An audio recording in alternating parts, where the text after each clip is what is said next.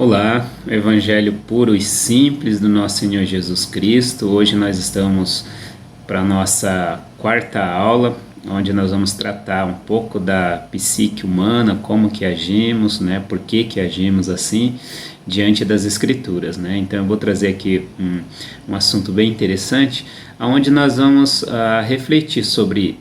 Você já parou para pensar por que você age como age, da forma que age? Por que você medita, faz seus devocionais, abre a Escritura e aí você precisa fazer aquilo que está ali, né? Por que você tem que obedecer o que está ali? Qual que é o conceito, né, de tudo isso? Por que eu preciso viver aquilo para ter dias melhores, né? Então são alguns questionamentos que nós fazemos e que devemos fazer pautado em entendimento. Entendimento esse que vem da própria palavra do Senhor, né? Então hoje nós vamos falar sobre ética e moral. Na verdade, assim, nós não utilizamos esse termo, né? Ética e moral. Nós não utilizamos porque isso já é intrínseco nosso, né? Na verdade, nós vivemos, mas nós precisamos entender como é que é. Porque você poderia pegar a Bíblia, as Escrituras na mão e dizer, esse aqui é o código de ética do cristão. E na verdade nós vamos ver aqui que Deus ele positivou o código de ética, né, para nós. E aí agora, diante de valores que o cristão é formado através da transformação de vida que requer dele, ele passa a obedecer esse código de ética, código de conduta, né? Nós vamos ver que hoje é muito utilizado nas profissões, aí entra a parte do código de ética, entra a parte da moral que se chama deontologia, tá? Deontologia tem a ver com esses princípios, onde você tem uma profissão e você precisa normatizar essa profissão, ou seja, ter princípios para que o profissional da área específica venha agir de acordo com a legalidade, de acordo com os princípios, os bons costumes, né, que inclusive nós vamos ver daqui a pouco como que surgiu essa questão de bons costumes. Então, exemplo, se você tem o Conselho Regional ou Conselho Federal de Medicina, ele é regido por um código de ética, um código de conduta. Aí você tem a OAB, que ela tem o código de ética do advogado, que rege a advocacia, né? Então, várias outras profissões, elas são regidas por código de ética, e o cristão, ele é regido pelo código de ética cristão. Depois nós vamos ver como que surgiu, né, toda essa questão e como que Deus positivou isso para a nação de Israel e como que Jesus positivou isso na nova aliança. Olha que interessante. Mas é bom a gente ver desde o começo o que é ética, né? Ética, ela não é uma palavra da nossa língua portuguesa. Ética, ela vem do grego, né, chamado ethos, que nada mais é o modo de ser, costumes, né, ligado tão somente ao indivíduo, né? Essa é a etimologia, é a raiz da palavra desde o começo. Aí nós temos uma outra palavra que se chama moral. Moral, ela já deriva do latim e ela quer dizer, né, bons costumes, ela quer dizer atitudes também, como que a pessoa vai agir, está ligada ao comportamento, tá? Ela vem do latim mos, né, que é no plural mesmo, e quer dizer costumes, tá bom? Então, a gente pegando essas duas palavras, até o século XVIII se confundia, né? Se achava que moral era a mesma coisa que ética, e de fato na sua derivação ela é o mesmo conceito, ética e moral, só que hoje devido ao campo da própria filosofia foi desmembrado, né? Então a partir do século XVIII, ética é uma coisa, moral é outra, né? E aí a gente vai entender que realmente é simples essa separação, porque assim, não existe a moral se a ética não vir antes, né? Então a ética é aquilo que é escrito, é registrado, é positivado, então isso é ética, né? Então, por exemplo, não faça isso, senão a consequência vai ser essa.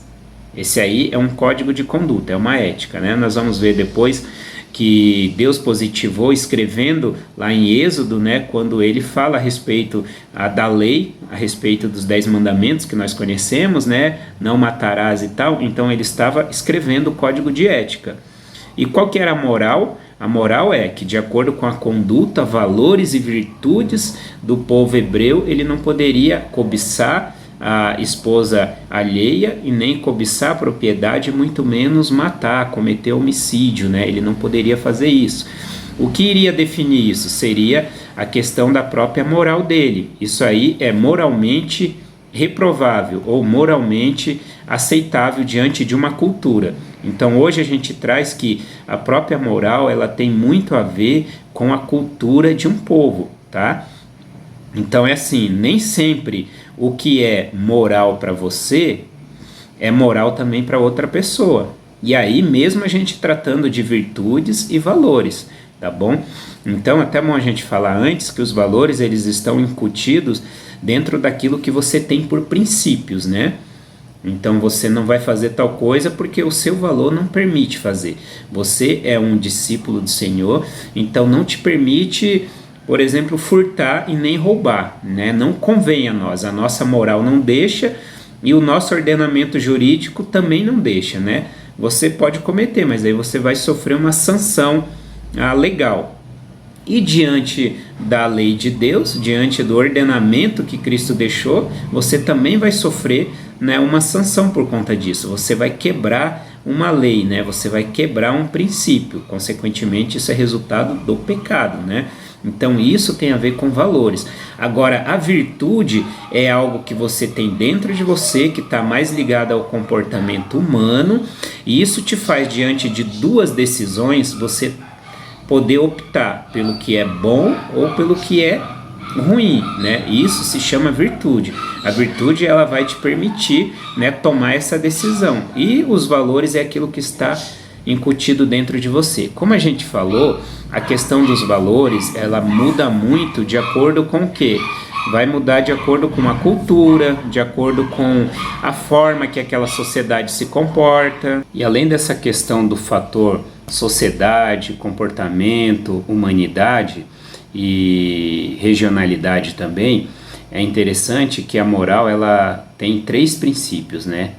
Que é bem conhecido de todos nós, né? Principalmente no contexto no qual a sociedade vive. Mas é a questão da probidade, lembra? Aí normalmente a gente associa a improbidade, porque seria de fato a consequência daquilo que alguém quebrou, né? Então a probidade ela tem a ver com a honestidade, com a retidão, né?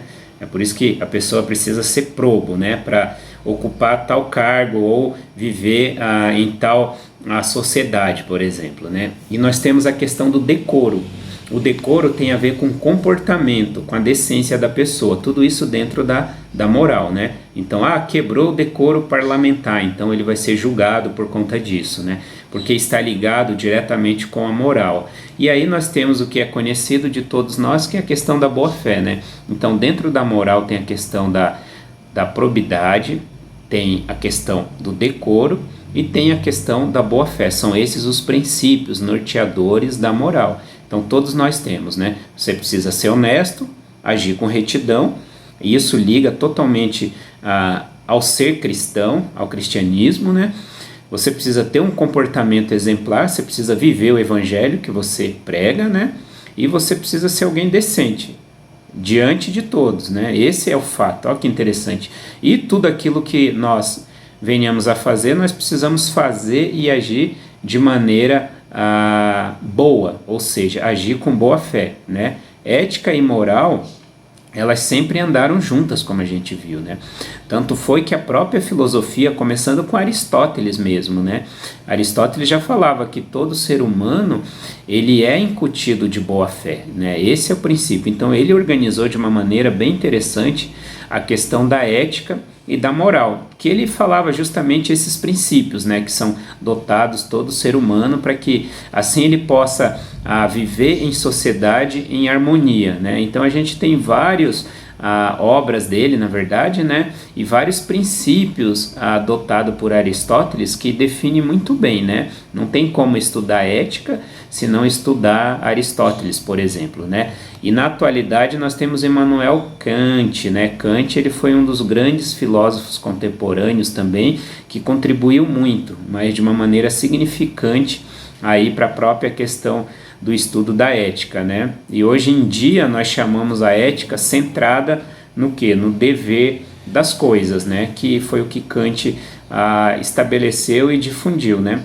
Que aí, principalmente a deontologia, que é o que define, por exemplo, as questões de princípios e valores de uma profissão, ela está ligada, né?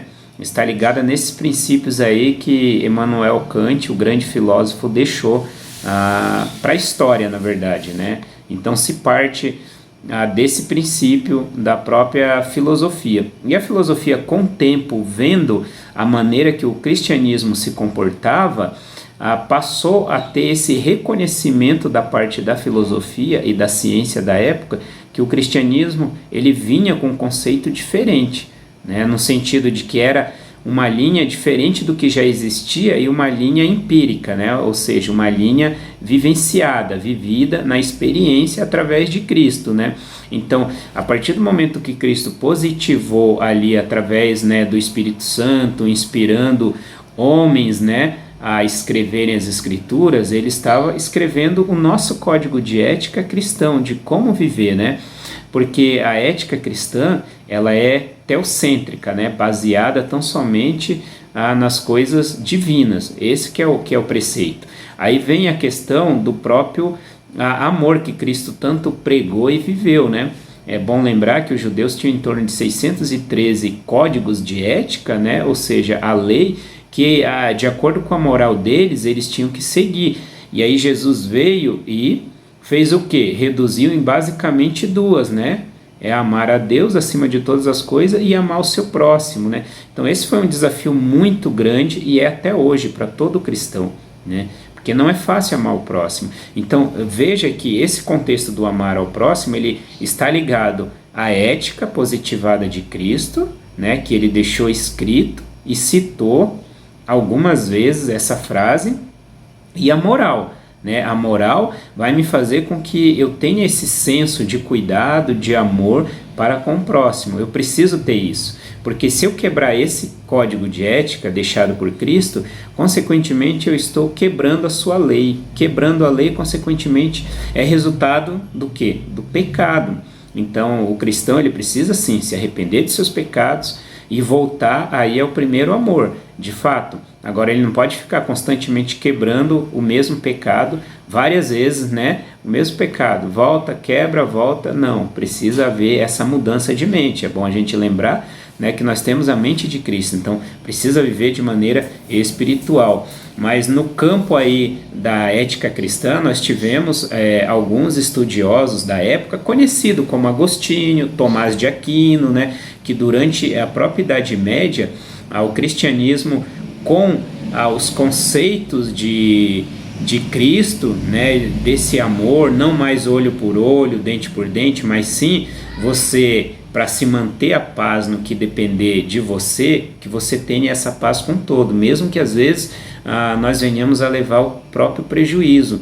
Então ele nos ensina, através da ética cristã, essa nova forma de se viver.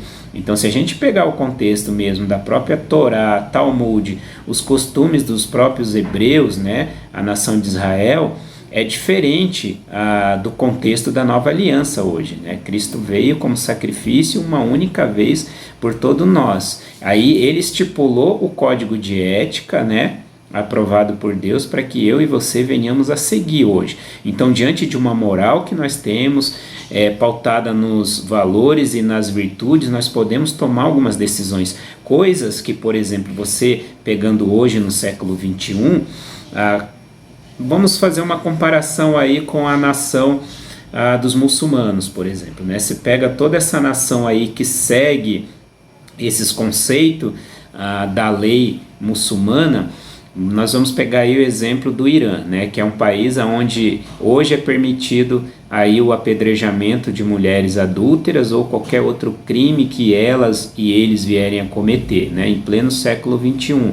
É aprovado por eles. Então, diante da nossa moral para com a sociedade, o nosso código de ética, seja ele ordenamento jurídico ou o código de ética cristã, não permite isso hoje, né? A ideia é perdoar, né? Se cometeu um crime contra a outra pessoa, se tiver a sanção positivada no código, que seja numa constituição de tal país, o cristianismo manda, né? Olha, você cometeu, então você paga essa lei. E diante de Deus existe uma sanção também por conta de você ter quebrado esse código de ética. Mas lá eles têm uma atitude diante do código deles que para nós é reprovável moralmente, né? Por exemplo, lá, se a mulher for pega em adultério, ela pode ser apedrejada, né? Ou dependendo do nível de adultério, você é castigado em praça pública, né? Ou mesmo de alguns delitos menos gravosos, né? Você é castigado ali diante de um público, coisa que não se faz hoje, principalmente no Ocidente, não se é permitido.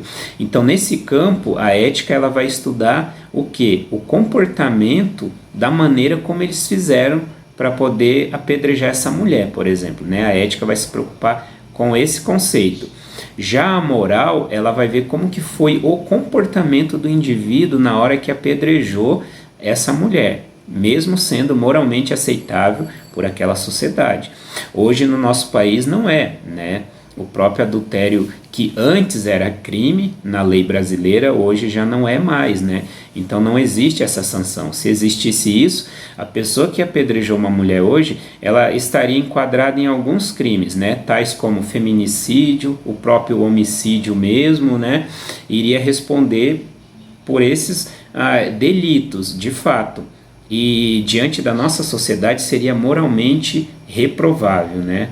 Não é nem a moral, é moralmente, porque a moral é aquilo que você comete sem saber que era errado para aquela sociedade.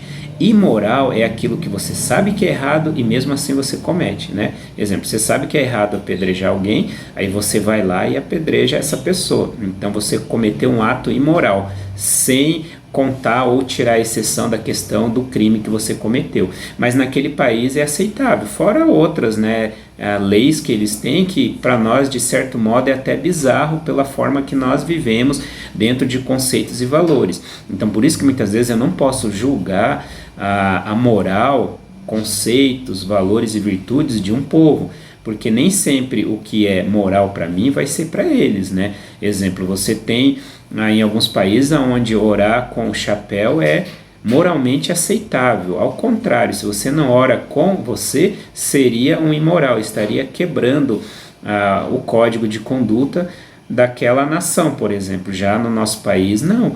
Você precisa tirar o que você tem na cabeça para poder orar, né? Porque isso é moralmente aceitável.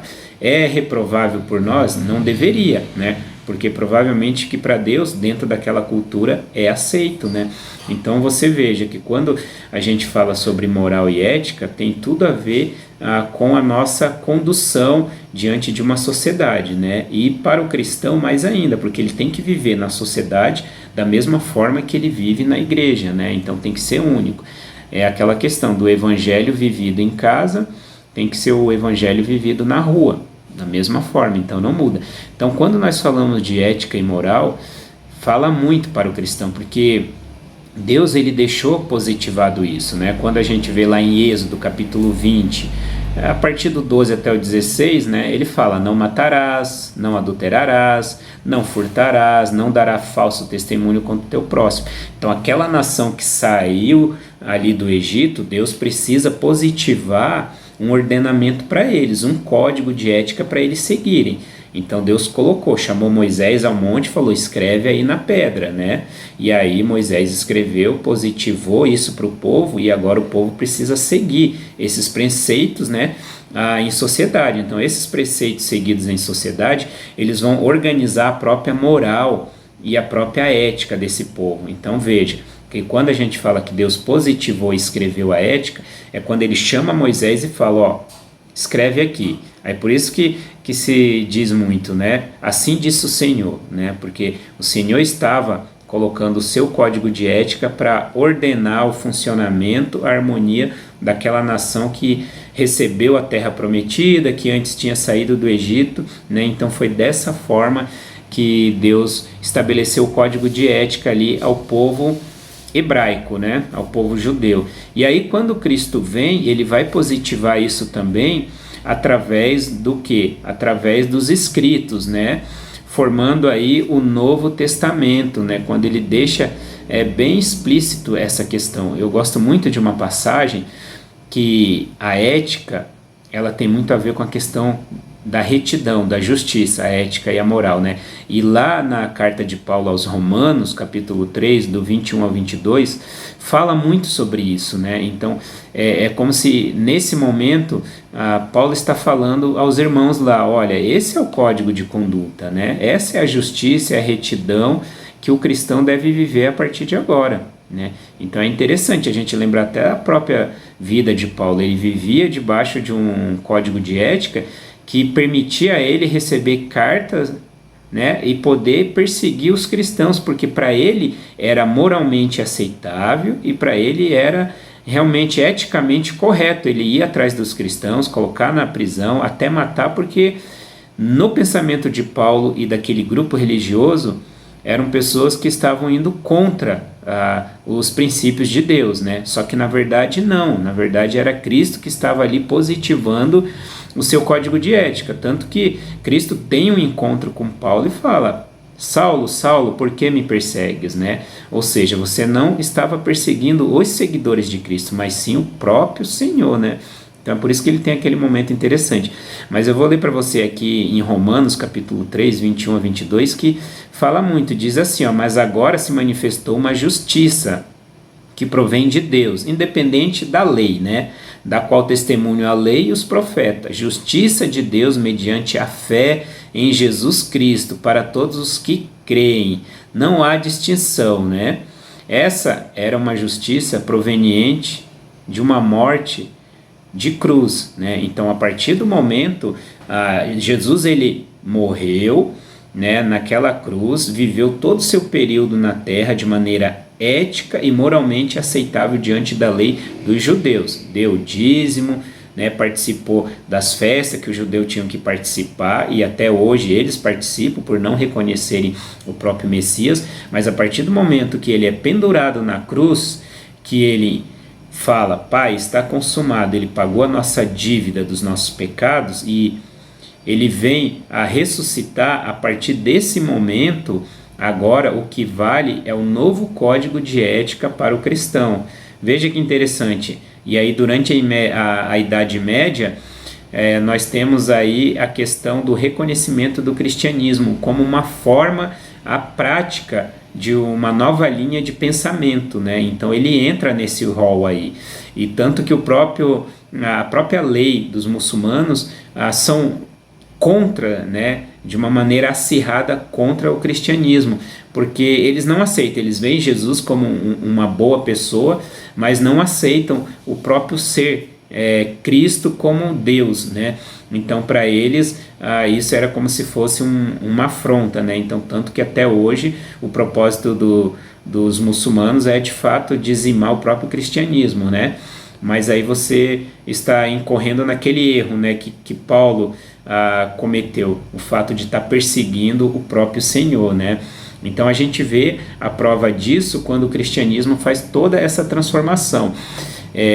Um código de ética e moral dentro dos valores e virtudes, ele tem uma mudança excepcional, principalmente quando começa a transformar homens rudes, né, e iletrados como Pedro, João e seus amigos, né, de uma forma maravilhosa através do Espírito Santo. Por quê? Porque Cristo está transformando agora, né? E ele utiliza essas pessoas para escreverem aí o seu código de ética, né?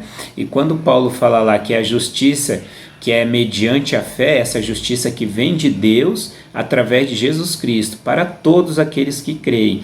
Então, ou seja, a partir de agora, né, a partir da ressurreição de Cristo, se estabelece aí no primeiro século a igreja verdadeira do Senhor.